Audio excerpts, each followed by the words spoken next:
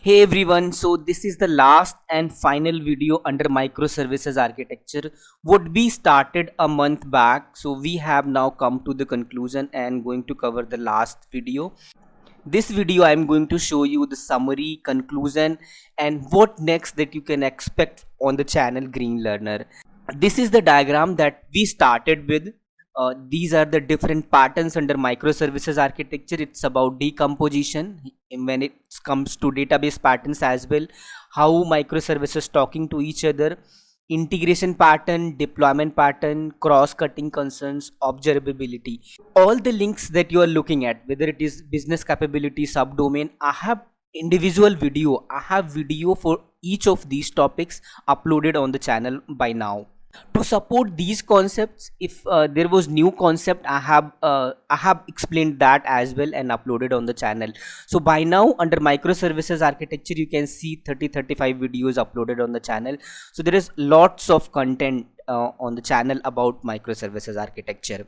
If I show you this GitHub repository which I am maintaining topic wise here, so what I have covered, because when you upload the video on the channel YouTube, so it's difficult to maintain topic wise that one. So that is why I have created this GitHub repository just to maintain the topic and upload the PPTs and any documents. So the PPT that I am showing you can get it here directly.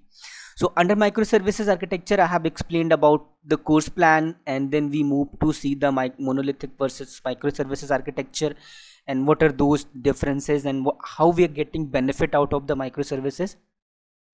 Then we also see the design principles under microservices, and then we came to the different patterns, because when you converting monolithic application into microservices architecture, or uh, creating your application thinking in microservices from scratch, that also involves different stages in application, like when you are initially designing your application, how to follow the best practices, what are the best practices there, and how to get the best benefit out of the microservices architecture. So we understood about the decomposition pattern, and we also see the database patterns. There are lots of important concepts here, and we also see the microservices communication, how do they talk to each other. Then we saw the integration pattern, how to combine the response of the different microservices and then deliver that to the end user. And then we see the observable patterns, how to monitor your microservices when it is in production. Then we saw the cross-cutting concerns, circuit breaker, load balancer, external configuration in detail. And when our microservices is ready for the deployment, ready for the production, then we have to deploy, and how to choose the deployment strategy, what are the pros and cons of each strategy. We have understood that in these 4 videos. So deployment patterns were the last videos in the series, and here we are at this point conclusion and what next. So all these videos in architecture series, they were 100% theoretical, to just understand the architecture in theory and learn that one. So what next that you can expect here? So first of all, you should understand how to create the microservices. So I have been using Spring Boot to create the microservices, and I have created lots of videos under that. So this is the microservices with the Spring Boot series. If you come here, you will see the 79 videos under one.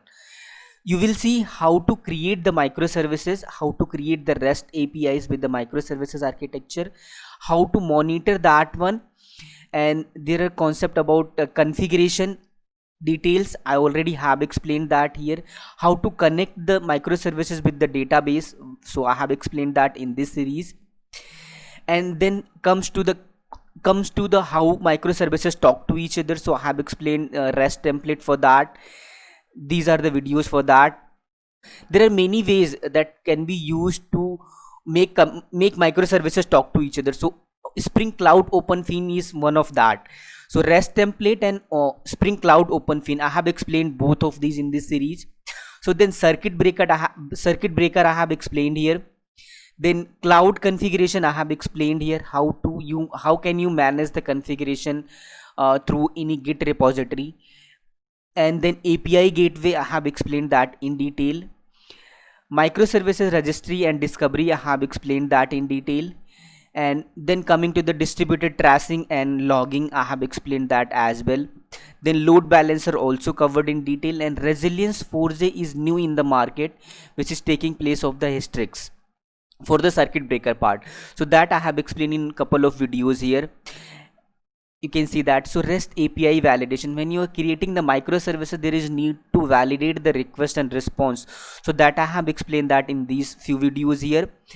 And then microservices testing, these are the single link here, so there is separate playlist for that. So there is the individual concerns that you should look for, ETAG filter and the real-time COVID-19 alert microservices that I have explained here, and where you will learn how to process the complex JSON that is coming from the third party. How can you write the unit and integration test that I have explained here. Code coverage, microservices architecture course plan, this is the link just that I have put here in the video if you want to look that.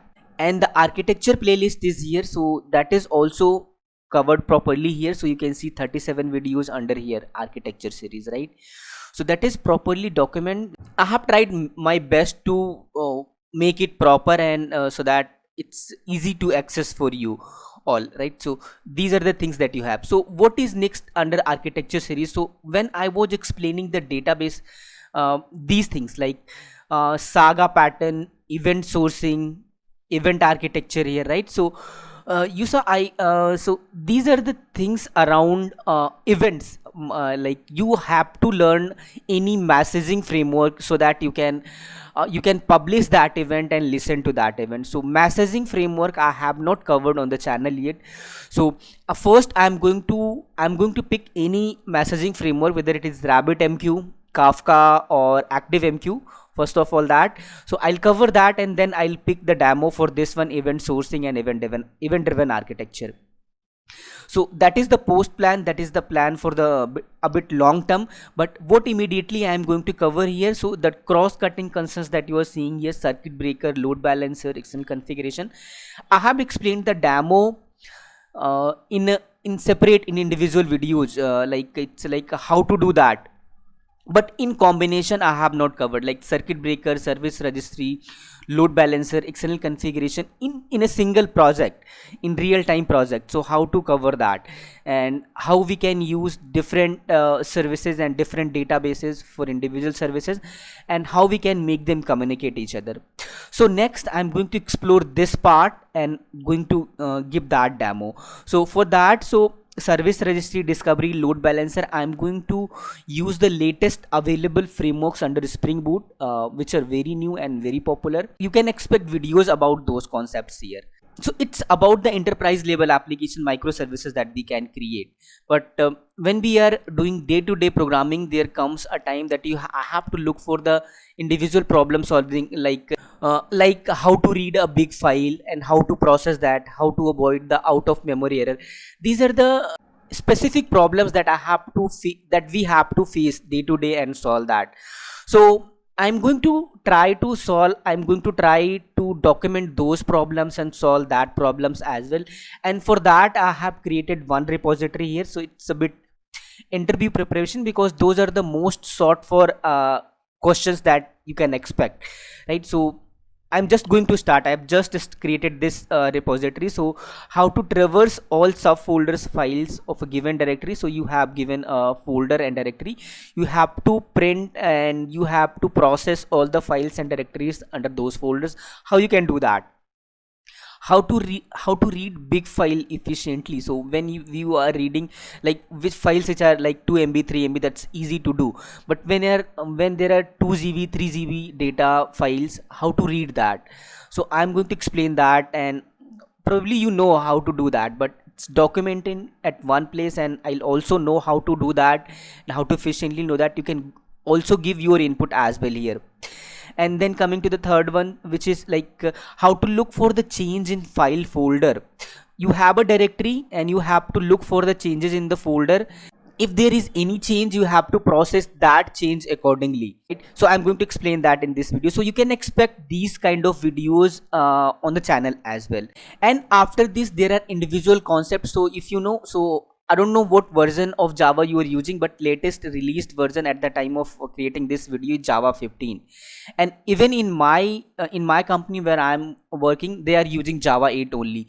So we are using Java 8 and Java 15 is there. So there are frequent releases, there are new feature added all the time. So I'm going to cover that as well, individual concept under here Java tech sort. So I have covered few of these like Lambda, secure random number generator here, watch service API, and what I have documented here is multi-threading in Java.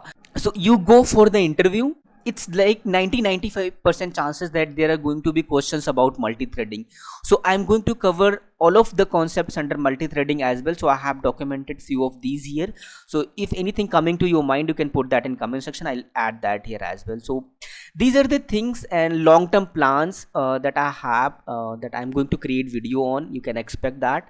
So I just wanted to let you know this part. So one last point before leaving the video. If the videos uploaded on the channel are useful and they are helping you in any way, please do consider in liking and sharing that videos with your friends, so that I can get more views and I can get more audience here. And please don't forget to click the subscribe button here and click the bell icon here, so that you can get all the notification about the videos here. So now you can see this join button here. So if you click on this, you can see this option to pay some amount here. So if you choose this option, I'll get some of this amount here to my account directly. So this way you can support me. If I get these things, so I can buy some better equipments, better recording equipments, better editing software, so that make videos really interactive and more useful. So that's completely optional, it's not mandatory. So I cannot promise anything that it is also, if you I hope you know this, like so if you go to some label 1, label 2 here, so there are some YouTubers which give the content dedicated to members only who pay you.